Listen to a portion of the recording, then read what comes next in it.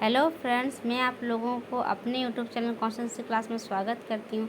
मैं आप लोगों के लिए लाई हूँ विजन आईएएस डेली न्यूज़ का हिंदी में एक्सप्लेनेशन। आज हम देखेंगे 3 और 4 मई का न्यूज़।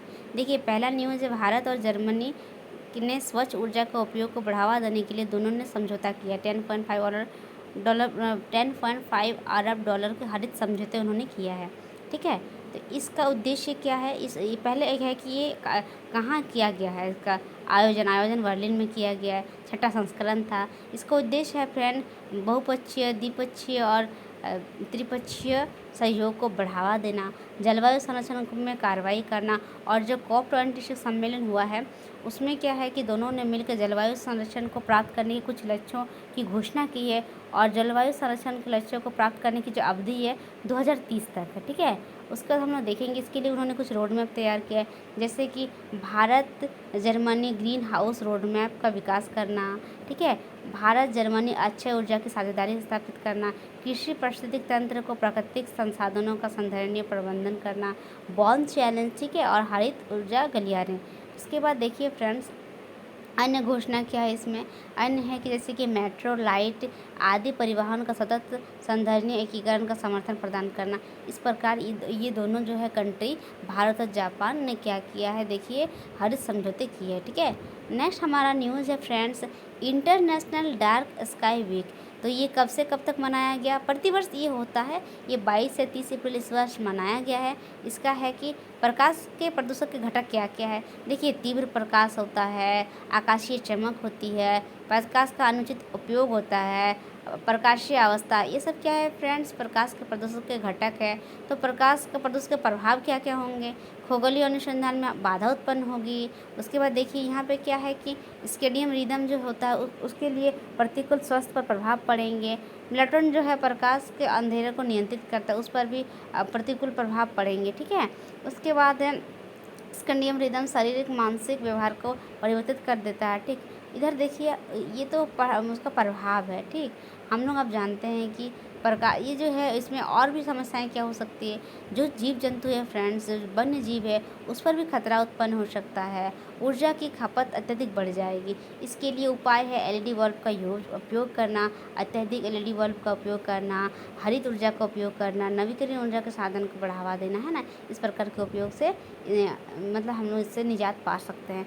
नेक्स्ट हमारा न्यूज़ है, भारत के पहले 7 स्मार्ट शहरों की सूची में भोपाल, सूरत, उदयपुर इत्यादि शामिल है। देखिए 7 है स्मार्ट शहर। इसमें कौन कौन है फ्रेंड, हम लोग देखते हैं। देखिए भोपाल है, सूरत है, भुवनेश्वर है, उदयपुर है, अहमदाबाद है, वाराणसी और इंदौर है। ठीक है, उसके बाद ये 7 शहर स्मार्ट सिटी। देखिए ये तो 2015 में स्टार्ट कर दिया गया है ये, और 2023 में समाप्त होने वाला है। समापन तिथि 2000 कितना है, 23 है, और शुरुआत 2015, याद रखिएगा। उसके बाद देखिए इसमें क्या है कि 100 शहरों को लिया गया है। उसके कुछ मानक है फ्रेंड्स, जैसे समुदाय के लिए। इसके बाद दूसरा मानक है कम संसाधन, अत्यधिक परिणाम मिलना चाहिए। सहकारी एवं प्रतिस्पर्धी संवाद, सहकारी दोनों में संबंध होना चाहिए। और प्रतिस्पर्धी संवाद को बढ़ावा देना, एकीकरण, नवाचार। उसके बाद है तकनीकी विकास वाला है। उसके बाद है इस प्रकार इसके घटक है। और क्षेत्रक वित्तीय अभिसरण वाला, इसमें 6 मानक होते हैं। ठीक है, तो और उसके अलावा क्या है कि इसमें इसका लक्ष्य क्या, बुनियादी ढांचे को प्राप्त करना, स्वच्छ ऊर्जा, सतत ऊर्जा।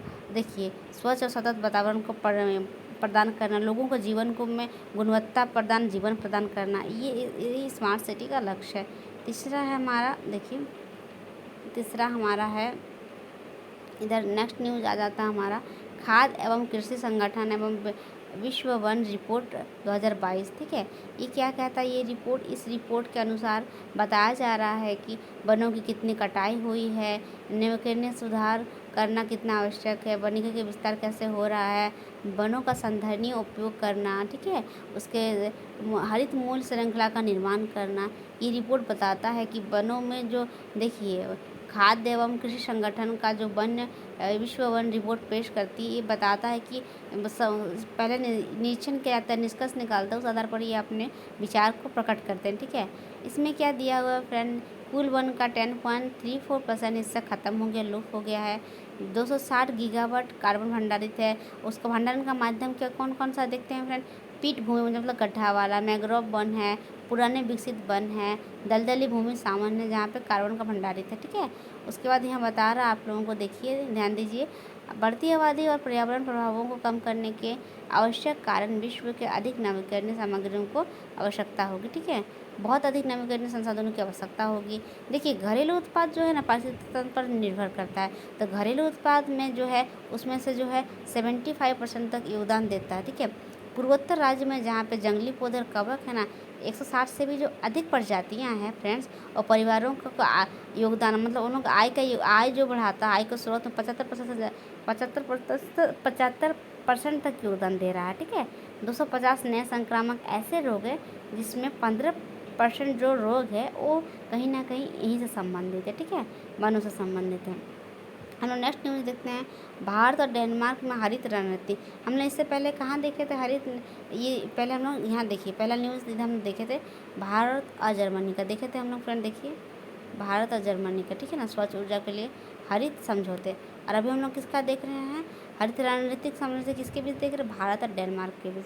इसमें भी उस टाइप का होगा, हरित रणनीतिक मतलब पर्यावरण के अनुकूल कुछ परिस्थितियाँ उत्पन्न की जाएगी। इसमें भी देखिए ग्रीन हाइड्रोजन, नवीकरणीय ऊर्जा, चक्रीय अर्थव्यवस्था को प्रबंधन पर ही केंद्रित है ये समझौता, ठीक है।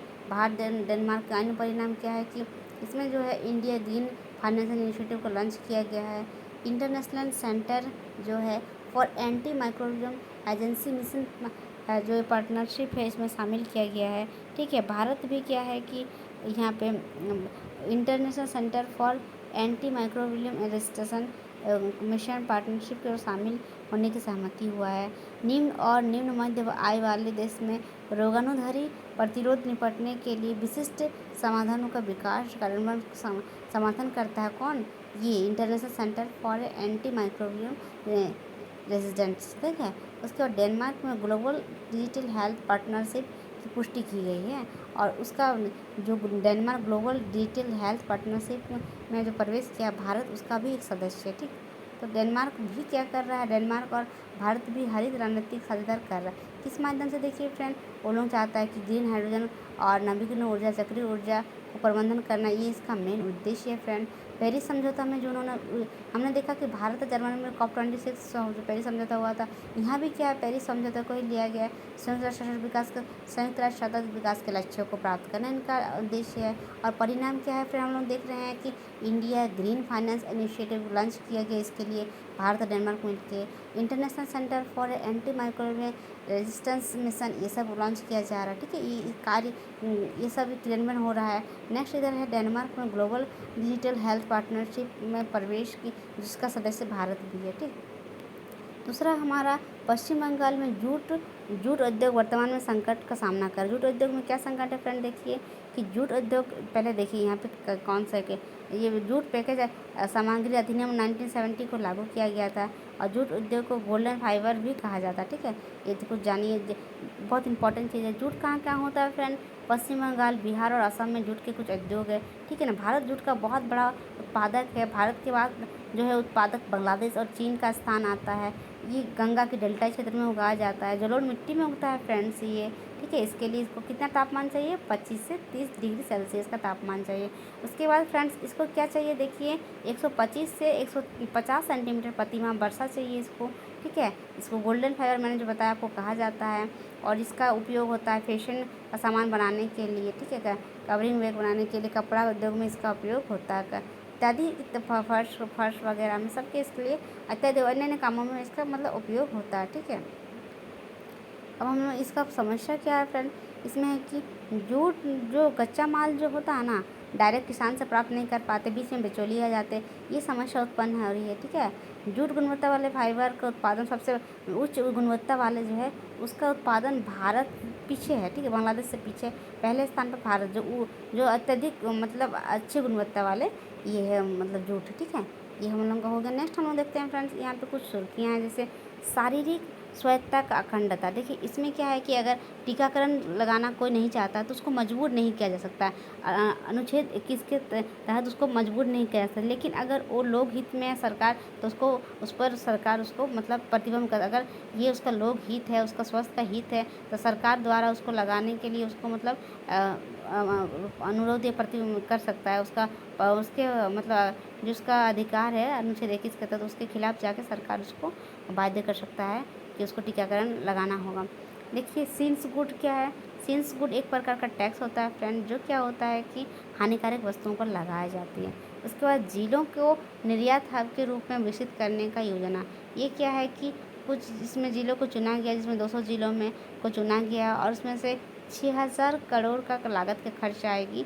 ठीक है, ये योजना है वाणिज्य और उद्योग मंत्रालय के अंतर्गत आता है और ये केंद्र के द्वारा प्रेरित योजना है। ठीक है, जिलों में निर्यात, ताकि निर्यात को बढ़ावा देंगे तो क्या होगा, सूक्ष्म लघु उद्योग जो है, किसान, सबको इस निर्यात का लाभ प्राप्त होगा।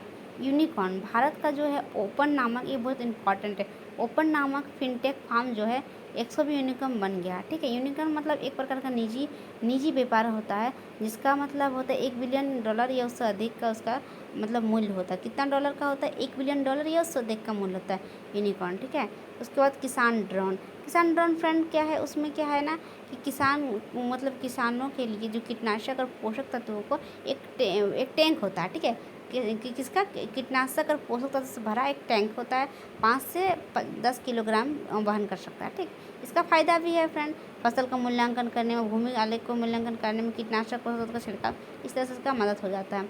उसके बाद है, हम जानेंगे अभी नासा का जो टेलीस्कोप है, सोफिया टेलीस्कोप के बारे में। ये क्या है? नासा का सोफिया टेलीस्कोप जो है, नासा का जो सोफिया टेलीस्कोप है, देखिए ये क्या है कि ये दोनों का, नासा जो है जर्मन स्पेस एजेंसी का सहयोग से था। इसने क्या किया, 2019 में सोफिया ने हीलियम हाइड्राइड की खोज की, बहुत इंपॉर्टेंट है। किसकी खोज की? हीलियम हाइड्राइड ने। इसका उद्देश्य क्या था कि तारों का जन्म, मृत्यु और सौरमंडल के लिए डाटा एकत्रित करना। ठीक है, उसके बाद हमारा है सीन। ठीक है, हमने इससे पहले देख लिया ये सब। ठीक है, अब हम नेक्स्ट देखते हैं फ्रेंड्स। यहाँ ये हमारा आ जाता है प्रेस स्वतंत्रता सूचकांक क्या है? इस बार भारत का सूचकांक कितना है? 2022 में 180 देशों में 150 है। पहले कितना था? 2021 में 142 भी था। रिपोर्टर्स विदाउट बॉर्डर्स ये प्रकाशित करता है। ठीक है, और जीरो सबसे खराब रैंकिंग माना जाता है। और कुछ विशेष व्यक्ति जो न्यूज़ में थे, जैसे कि जगत गुरु विश्वेश्वर, ये क्या है कि एक अच्छे दार्शनिक और आपका समाजसेवी थे, लिंगायत संप्रदाय से बिलोंग करते थे। ठीक है, इसके बारे में इतना ही काफ़ी है फ्रेंड्स। उसके बाद है जो मैंने नोट्स कर दिया, आप लोग नोट्स सब देख लीजिएगा। ओकिनावा द्वीप, ये क्या है? इसके बारे में कुछ है, सनकोकू द्वीप, ये सब को है। और ये लास्ट में आप लोगों का है ट्रांसनिस्ट्रिया, जो है इसके बारे में मैंने इस सब का नोट्स आप लोगों को प्रोवाइड कर दिया है। नोट्स आप लोग देख लीजिएगा, ये सारा नोट्स है। देखिए फ्रेंड, पहले से सबका नोट्स मैं आप लोगों को दिखा देती हूँ। देखिए ये पहला का नोट्स है, देखिए ये पहला नोट्स है जो है हरित समझौते का नोट्स पहला का। दूसरा का notes international dark sky week का नोट्स है। ठीक है, उसके बाद स्मार्ट शहर मिशन के बारे में मैंने आप लोगों को नोट्स दे दिया है। यहाँ पे 7 शहर है, क्या आधारित मानक है, उसका उद्देश्य क्या है, जो मैंने समझा है नोट्स के माध्यम से मैं आप लोगों को कर दी हूँ।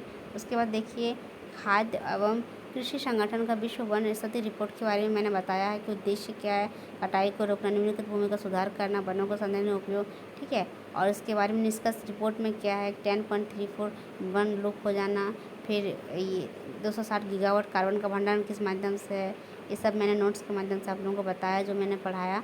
उसके बाद भारत और डेनमार्क हरित रणनीतिक साझेदारी को मजबूत करने वाला आप लोगों का क्या क्या है, उन लोगों का क्या केंद्र बिंदु, क्या ग्रीन हाइड्रोजन, नवीकरणीय ऊर्जा है, चक्रीय अर्थव्यवस्था है, जल प्रबंधन है, पेरिस समझौता है। ठीक है, उसके भारत डेनमार्क संबंध का परिणाम क्या हुआ, वो आप लोगों को मैंने लिख दिया नोट्स में। उसके बाद आप लोग देखिए भारत का पश्चिम बंगाल में जूट उद्योग के बारे में मैंने आप लोगों को नोट्स के माध्यम से इंपॉर्टेंट नोट्स कर दिया है। फिर देखिए सुर्खियों का मैंने नोट्स आप लोगों को कर दिया। देखिए सुर्खियाँ, जो इम्पोर्टेंट सुर्खियाँ हैं। ठीक है, ये देखिए इम्पोर्टेंट सुर्खियाँ। यहीं पे मैं आप लोग अब आज का न्यूज़ समाप्त करती हूँ। Thank you friends.